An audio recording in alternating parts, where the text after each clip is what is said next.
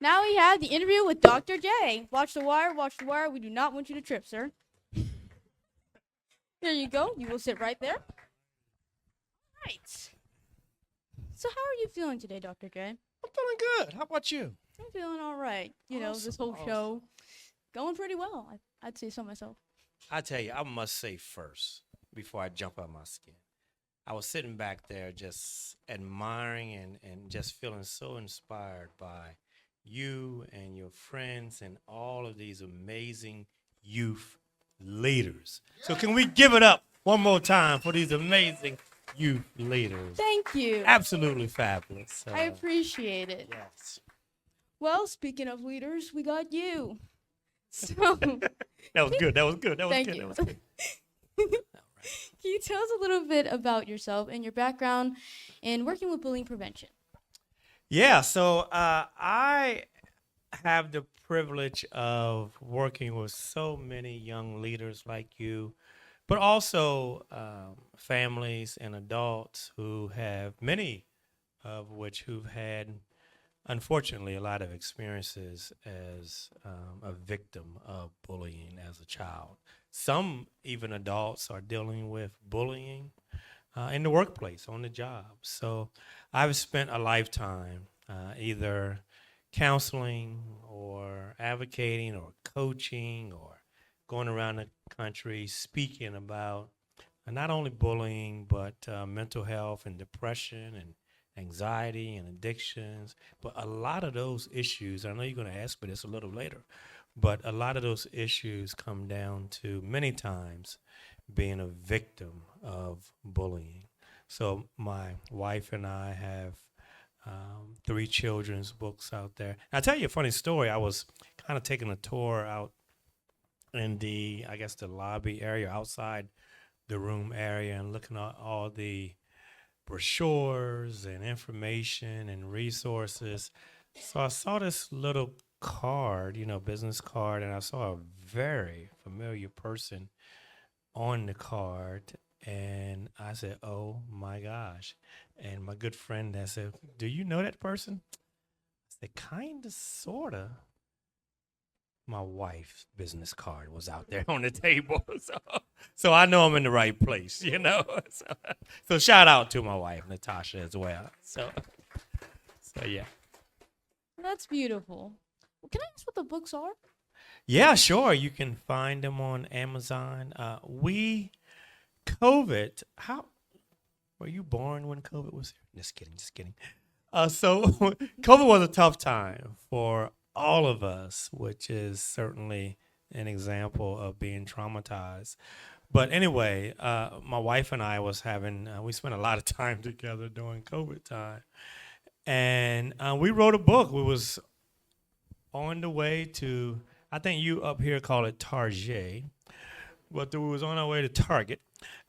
And we wrote a draft of a book because we could not help but to wonder about all the kids who was also dealing with COVID, but not only COVID, all the conversations of negativity and parents fighting and issues in the world. And all kids really want is to be loved.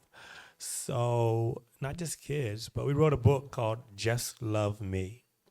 So we go through all of these examples and circumstances and life situations, and each page ends with Just Love Me. So that was our first book. We wrote another book called I Got a Big Brain. I have the privilege of being very interested in brain science. So I took that high level, fancy, big words in terms of how bullying and other issues can impact our brains, and how caring adults and youth leaders can build kids and each other's brains. So we wrote a book called I Got a Big Brain. In the last book, I spent a lot of my time with all kids, but also young boys. And I have the privilege of, with the help of many of those boys, in writing a book, I Will Man Up, which is about being responsible and respectful and making bullying not cool at all. Matter of fact, since this is boo bullying, right? So when I say bullying is very cool or something positive that goes around with bullying, can the crowd say boo? Y'all do Bullying that? is so cool. Bullying is awesome. Bullying is terrific. All right, I'm sorry. I just want to get that out. It's okay. Actually, no, I like that. That's the first time I've ever seen this here. I like that boo. Okay. All right. Next question is, how are trauma and bullying connected? Oh goodness. Yeah, I was recently, about a couple months ago, doing a project with young youth leaders such as yourself, and I was asking them questions about bullying. And I was asking about their friends who bully kids or their peers who bully kids. And these were high schoolers, and some of them were also young college students. And they said, Doc, they said many things, but the one thing that stuck to me in terms of we were talking about why people hurt other people, even involving guns. So, but I was asking them, what is the one situation or experience or situation that would lead to someone who want to really hurt somebody or even shoot somebody, which is absolutely crazy. And so many of them, I didn't see this coming, but so many of them said, Doc, it was really about being bullied. And they talked about being bullied not only in their schools, they talked about being bullied on the playground in their neighborhoods. Even some of them talked about, and they used the word bullied, being bullied in their own homes. And then they talked about the worst type of bullying in their perception because it never goes away. And it always stays with them, and everybody knows about it. Not just the one or two or three or people that are around in the school, in the classroom, in the playground, and that's cyberbullying, being talked about in a negative way, name calls, spreading lies and rumors on the internet, whether it's social media, Instagram, or Twitter, or not so much Facebook because y'all are not on Facebook, but the cyberbullying they talked a lot about and how it could lead to people wanting to bully others. So bullying can cause depression.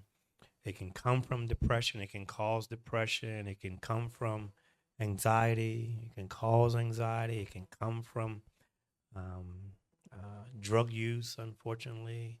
It could lead to drug use. So bullying has this double edge rationale and reason. It can cause these mental health issues and it can lead to mental health issues as well. Even young kids in preschool can be bullied. Yeah. Well, you first of all, thank you for all that insight. Absolutely. Thank you for the question. And second, since you mentioned that you work with like youth and people of all ages, what do you enjoy most about your work field? I don't think it's by circumstance and ironic that I'm sitting here with such a fascinating leader because that these are the experiences that bring me so much joy in terms of talking with leaders who don't think bullying is cool. And I think that is part of the main goal is not make bullying cool or fun. I heard the young gentleman talked about the reality is that, people laugh at bullying and it could be viewed as fun. We know that it's not fun. Shout out to CR, by the way. I live in the CR school district. So that young man, the Youth of the Year, congratulations there. So I enjoy learning from youth leaders because adults can have what we call blind spots, or we could learn from youth leaders because we don't always know the answers. And so many young leaders like yourself, I love learning and teaching and being in situations where whether I'm counseling, whether I'm having a conversation, whether or not I'm coaching a particular sport. So I just really love being around this young, intellectual, bright, driven, confident. Give me some more words, everybody. Inspirational, motivational, empowering, inspiring, loving. Ooh, loving. Just love me. So that's what brings me so much joy. I counsel adults. I love it, and marriage counseling and workplace issues and work with groups involving adults and teaching at the university and all that. But my one of my most favorite spaces and experiences is to be with youth leaders such as yourself. Thank you. So, I have two more questions. First one, can you share an inspiring story of someone who overcame bullying? yeah, what a great question. So I remember one of my son's friends. This was middle school, and he was, oh my gosh, everybody was scared of him. He was in middle school. He had to be my height. In high school, he ended up being 6'8", but he wasn't a nice guy. Tried to do everything we could to help him, but he spent a lot of time teasing, name calling, some physical bullying, particularly in middle school. He was bigger than anybody else. Now, he had some depression and anxiety issues, and I heard you talk about the reasons people bully. He has some home and family stress and challenges and all that, which is no excuse for bullying, but for some kids, it's the reality. So, and he ended up playing basketball, and I was the basketball coach, and so I started to connect him getting in school with not having playing time on the basketball court. That's what he really, really loved. So long story short, that I followed him in high school and was his coach as well, and I was privileged to have a good relationship with him where he listened some of the time. So I just stayed with it, stayed trying to really encourage him and hold him accountable and consequence him and help his family and his parents. Long story short, finally, right around the 12th grade, unfortunately, it took him that long. That's when he started to take up. He turned from being the bully to bystander to protector. And I am so proud to say that about 2 years ago, this guy texted me. He was about 30,000 feet in the air. And he said, did you ever think a hard-headed, because I used to always use these words, hard-headed, snotty-nosed boy from, he didn't say bully, but he should have, a kid who bullied would be a co-pilot in the United States Air Force. And he has 3 college degrees. He played Division I basketball. He's staying in Las Vegas right now. Just had his first child, and it's a baby girl. So that is a story that I always tell, particularly around being able to overcome and deal with bullying, where the story was absolutely fabulous. And it wasn't just me, many other mentors and some of his friends, where bullying became not cool. Yo, man, you gotta chill, man. That's I mean, you hurting this guy's feelings, and you got him feeling bad, and peers can be so powerful in helping other peers stop bullying. So that's the story I like to always go to. Thank you. That's a beautiful story, actually. Thank you. And for our last question, speaking of, big guy who goes around hurting other people because he's hurt, This is gonna sound a bit silly, but have you ever seen Friday the 13th? You know, I saw that question and I said, wait a minute.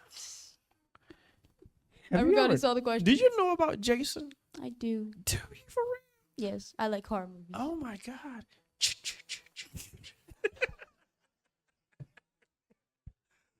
Oh my gosh. I tell my grandkids about Jason. They said, that's not even scary. He's scary, man. He be reincarnating in ways you wouldn't imagine. Absolutely. You're absolutely right. It was so scary. But why he reincarnated in the first place? Bullying. Yeah. Well, first off, his mom. But before that, he was getting bullied. This is how he died. You know more than me. So, how would you advise people to break the cycle of hurt and choose a healthier path so you don't end up like him? Yeah, and you know what's ironic? I had to chuckle when I saw that question too, because that story I just told you, and he wouldn't mind me say this, you wouldn't believe his name. Absolutely. That's too funny. It would be awesome if we used I this cannot question. make this up. On the way Oh my home, God. I'm going to call him. He's in Las Vegas. I'm going to explain this whole situation. But, yeah, he's a 6'9" Jason. So I think his story really is a good example of some of the ways of how to disrupt this cycle of bullying. Sometimes it takes caring adults. Sometimes it takes friends to say it's not cool. Sometimes it takes consequences. Sometimes it takes sticking up, as you talked about. And that was just so real, because sometimes we shy away from sticking up to the bully. Sometimes it takes sticking up to the bully.